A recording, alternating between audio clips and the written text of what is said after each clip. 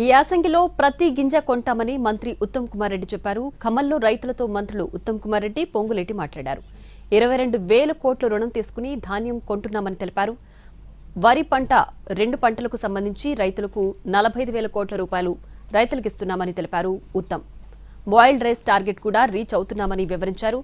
రాష్ట్ర వ్యాప్తంగా వచ్చే 10 రోజులు ఇసుక లారీలు ఆఫ్ చేసి ధాన్యం తరలింపు చేయాలని నిర్ణయించామని, ఈ మేరకు జిల్లా కలెక్టర్లు ఆదేశాలిచ్చినట్లు మంత్రి ఉత్తమ్ తెలిపారు.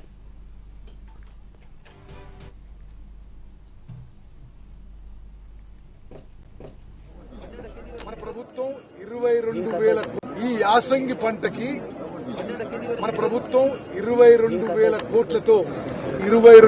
కోట్లతో మరి సుమారు 80-85 లక్షల మెట్రిక్ టన్నుల వరి ధాన్యం కొనుగోలు చేయబోతున్నాము.